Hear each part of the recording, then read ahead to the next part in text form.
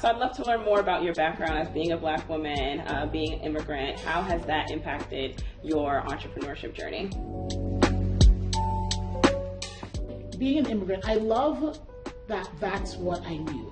I love that that's what I thought the world was about. Just getting working up, hard, getting out there and doing it. Because I see so many people who wait for handouts and want and expect, and people owe you. And there was never any of that in my whole life. And my mom, my aunts, my cousins, all of the people who came here, it's the same thing. Everybody knew that you had to, 14, we were all, at one point, there were 5 of us, me and my cousins, all working at McDonald's. I started, and they were like, you got more at home like you? Bring them. Yes. Because we worked. Yes. And we were all about it. And I think that for us, what we knew, understood, and the only thing we knew to be true was success is earned. It is something you get up and go out there and work for.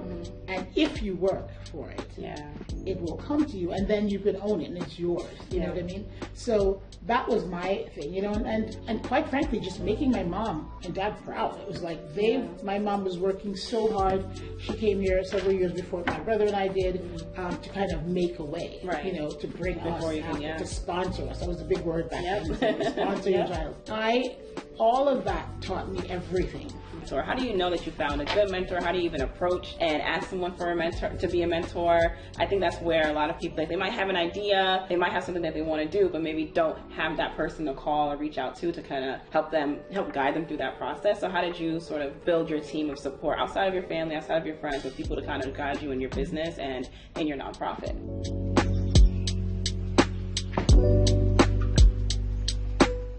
People love to mentor people. They do. People who have information like to share the information. And if you are an eager student, somebody who really wants to get something done, mentors are there. They don't want to have to hold your hand through your entire life. But, if you think about how to best utilize a mentor, you know what I'm saying? You can get some really big people who have big positions and have a lot of knowledge to mentor you, because it's just, it's all been done. There is no reason to reinvent the wheel. It has all been done. Go find yourself somebody who's done it. I also was in a networking group for about 7 years and met a lot of people through the networking group. So, and now I have a lot of them that are friends. I'm not in the group anymore, but I have all of them were friends and professionals in different. So my accountant came out of that. Group, and my bookkeeper came out of that. The guy who helps us figure out money and whatever came out of that group. So there's a lot of resources out there.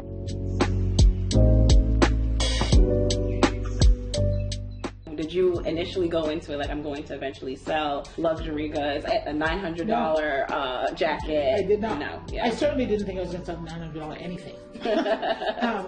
But what I know, really, it just was so remarkable that people were just interested in whatever looked good, they were willing to pay for it.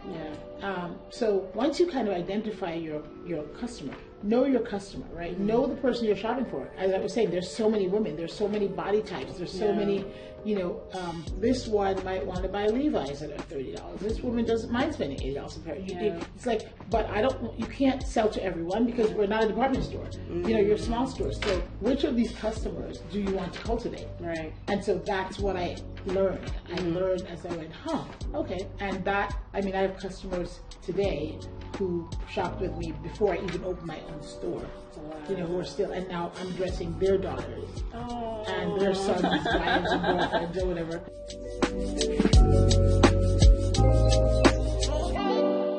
How does that then translate into running a business, right? Because I think there's people who are stylists but never really run their own business. So then how does that then translate into actually like hiring and firing people, and like building a team and all of that? I pick up things really quickly. So all I needed was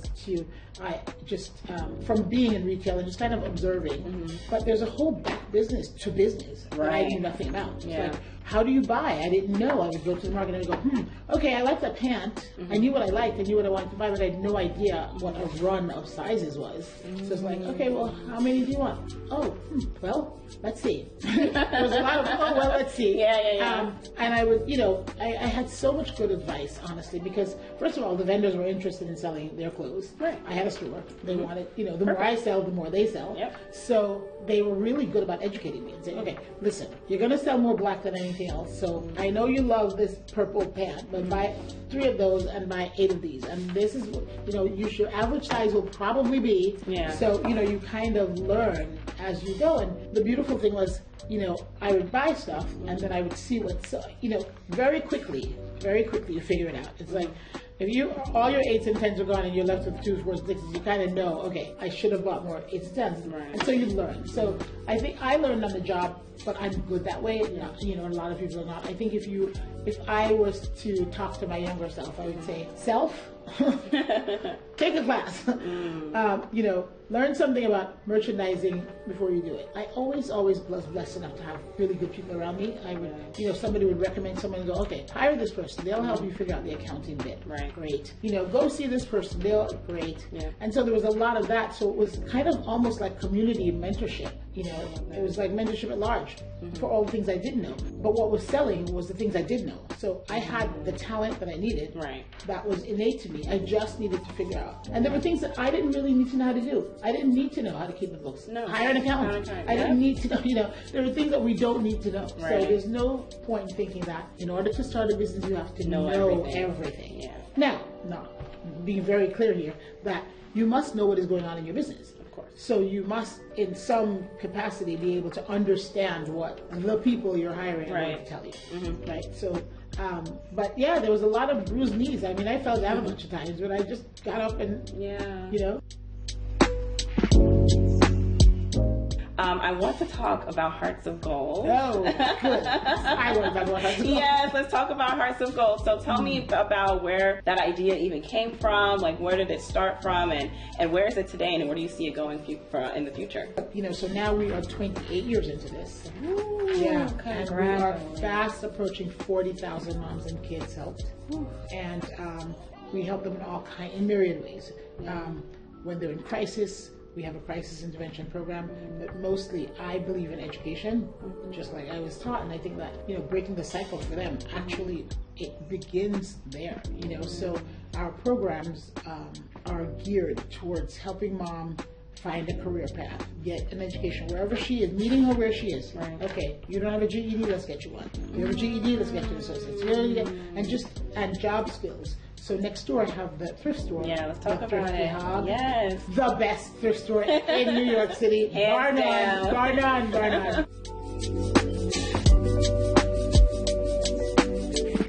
The store is now 13 years old, and the moms, we hire moms, pay them a living wage, and their adult kids, and help them get the voucher that qualifies them for the voucher that gets them permanent housing. So everything that's over there is donated 100%. 100% of the net proceeds go back into the programs, paying the moms, everything Hearts of Gold. And it's a life, it changes lives all the time. And we have, our motto is Gap to Gucci, and if you walk in there right now, you will find Gap, and you will find Gucci, and you will find everything in between. Yeah, I love that. And it's pristine, it's a beautiful store. Also, for me, it was really important that it be a beautiful working environment for the mom, so that she was proud when she came to work. I wanted people to walk in and question whether it was even a thrift store, which most people do and did for a long time. And I didn't want you to walk out of here and feel like, oh, that's beautiful and this is not. So I kind of made sure that the store was beautiful. So now we also have designers that are partnering with us and donating to us, and lots of interest. We've had a bunch of press that's kind of put us on the marker.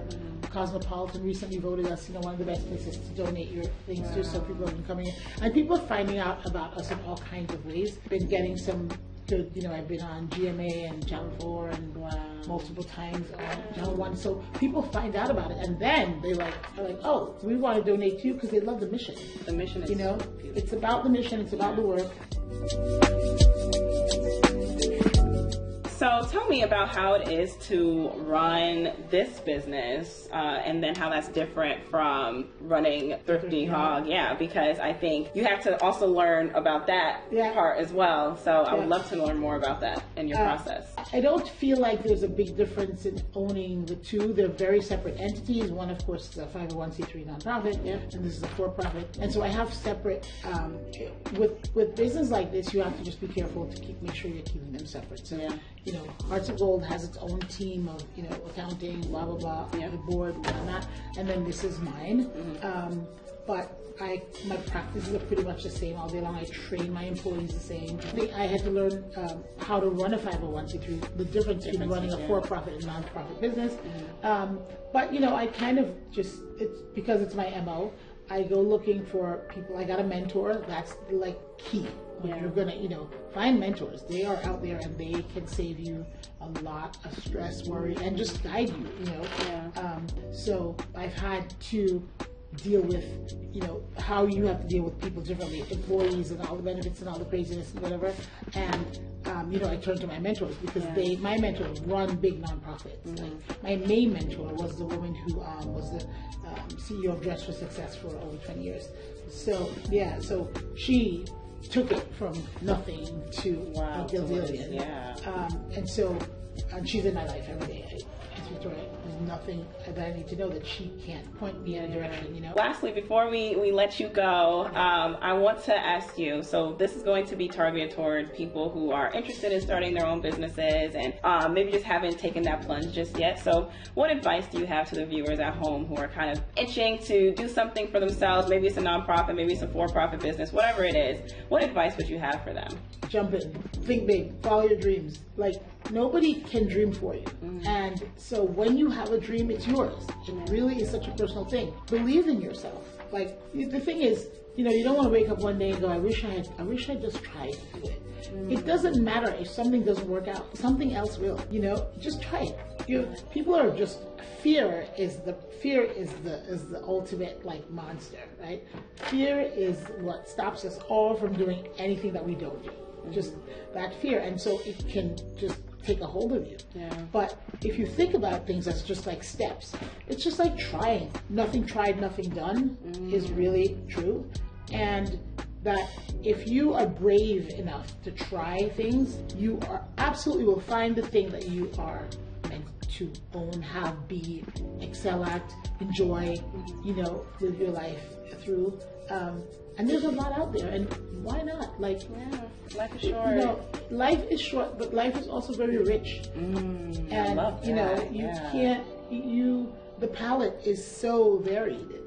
So, you know, I tell everybody all day long, just go try it. You have nothing to lose and everything to gain. And even if it's not that thing, I always say, you know, when kids are talking about, oh, I don't know what to major in school, I go, you know, it's just as important to know what you don't want to do as it is to what you do want to do. Everybody thinks you need to figure out what it is you want to be. Go figure out what you don't want to be. That'll help you too. You know what I'm saying? It's like process of elimination. Yeah, you check things off and you kind of go, okay, try that. Wasn't good. Okay, try that. And then all of a sudden you find yourself in the place where you're actually supposed to be. And it's a beautiful, when you get there and you land there, it's kismet, it's joy, it's beautiful. And you know, I wouldn't do anything else I wouldn't do right now.